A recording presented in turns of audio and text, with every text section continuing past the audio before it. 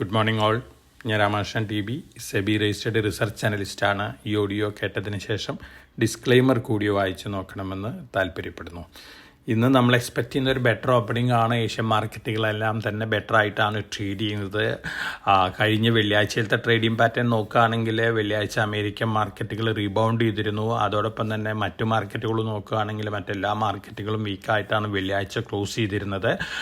Week two week നോക്കുകയാണെങ്കിൽ American മാർക്കറ്റുകൾ 2 ആഴ്ച കണ്ടിന്യൂസ് ആയിട്ട് ലോസിലാണ് വെള്ളിയാഴ്ച ക്ലോസ് ചെയ്തിരുന്നത്. പക്ഷേ വെള്ളിയാഴ്ച ബെറ്റർ ആയിരുന്നു. അതോടൊപ്പം തന്നെ ഇന്ത്യൻ മാർക്കറ്റ് നോക്കുകയാണെങ്കിൽ ഫെബ്രുവരി 28 വെള്ളിയാഴ്ച ക്ലോസ് ചെയ്തത്. ആ മാസം ലോസ് തന്നെയാണ്. കണ്ടിന്യൂസ് ആയിട്ട് 5 മാസം ലോസ് രേഖപ്പെടുത്തിയിട്ടുണ്ട് ഇന്ത്യൻ മാർക്കറ്റ്.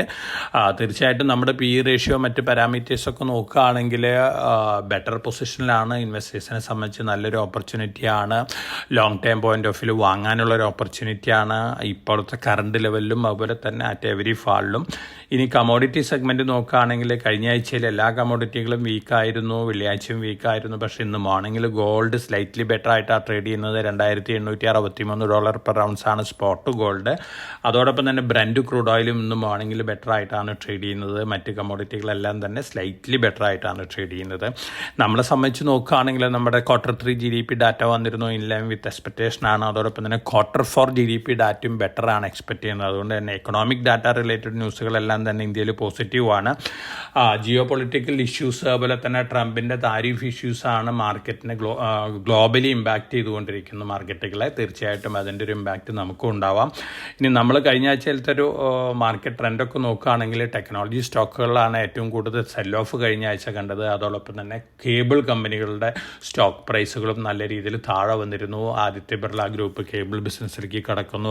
അതോടൊപ്പം തന്നെ മൈക്രോസോഫ്റ്റ് ഡാറ്റാ സെൻറ്ററിന് വേണ്ടിയെടുത്തിട്ടുള്ള ലാൻഡുകളെല്ലാം തിരിച്ചു കൊടുക്കുന്നു. തീർച്ചയായിട്ടും ഡാറ്റാ സെൻറ്റർ റിലേറ്റഡ് ഇഷ്യൂസും കൂടി നമ്മുടെ കേബിൾ കമ്പനികളെ ബാധിച്ചിട്ടുണ്ട്.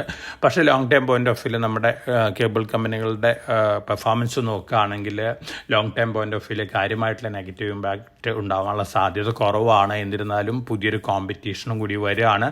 അതിൻ്റെ ഇമ്പാക്റ്റൊക്കെ എന്നിരുന്നാലും ഭാവിയിൽ നമുക്ക് പ്രതീക്ഷിക്കാനായിട്ട് സാധിക്കും. അതോടൊപ്പം തന്നെ അഡാനി ഗ്രൂപ്പ് US-ലത്തെ ഇൻവെസ്റ്റ്മെൻറ്റ് പ്ലാനുകൾ റിവൈവ് ചെയ്തിരിക്കുകയാണ്.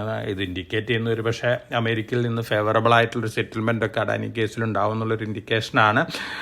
തീർച്ചയായിട്ടും long time point of view പല സ്റ്റോക്കുകളും അഡാനി ഗ്രൂപ്പിലത്തെ സ്റ്റോക്കുകളും ഇപ്പോഴത്തെ കറണ്ട് മാർക്കറ്റ് പ്രൈസ് വെച്ച് നോക്കുമ്പോൾ സിവിയർലി അണ്ടർ പ്രൈസ്ഡ് ആണ്. അതുകൊണ്ട് തന്നെ അഡാനി ഗ്രൂപ്പിനെ സംബന്ധിച്ച് ന്യൂസൊക്കെ സ്ലൈറ്റ്ലി പോസിറ്റീവാണ് ലോങ് ടൈം പോയിന്റ് ഓഫ് വ്യൂവിൽ.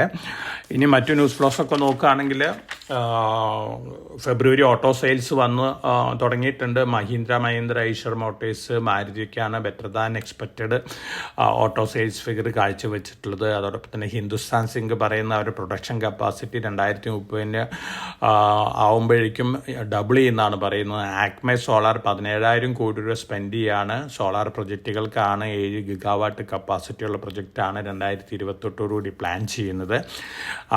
NCC 218.8 കോടി രൂപ ഓർഡർ ബാക്ക് ചെയ്തിട്ടുണ്ട്. അതുപോലെ തന്നെ manganese ore India limited price across the board price increase നടത്തിയിട്ടുണ്ട്.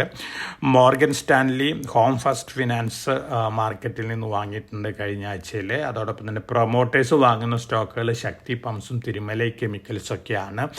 അപ്പോൾ ഇത്തരത്തിലുള്ള ന്യൂസ് ലോസ് ആണ് മാർക്കറ്റിലുള്ളത്. തീർച്ചയായിട്ടും മാർക്കറ്റ് സ്റ്റോക്ക് സ്പെസിഫിക് ആയിട്ടുള്ള റീബൗണ്ട് ഉണ്ടാവാനുള്ള സാധ്യതകൾ വളരെ കൂടുതലാണ്. കാരണം പല സ്റ്റോക്കുകളും വളരെ ബീറ്റൺ ഡൗൺ ആണ്.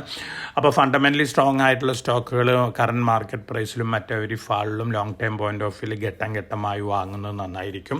നമ്മുടെ നിഫ്റ്റിയുടെ ഒരു സിറ്റുവേഷൻ നോക്കുകയാണെങ്കിൽ വേസ്റ്റ് കേസ് സിനാരിയോയിൽ 21,800 21,700 വരാനുള്ള സാധ്യത വീണ്ടും ഉണ്ട്. ഗ്ലോബൽ വോളാറ്റിലിറ്റി വരികയാണെങ്കിൽ നാളെ മുതൽ ചൈനയിൽ Chinese People's Political Consultative Conference ആരംഭിക്കുകയാണ്. മറ്റന്നാൾ നാഷണൽ പീപ്പിൾസ് കോൺഫറൻസ് ആരംഭിക്കുകയാണ്.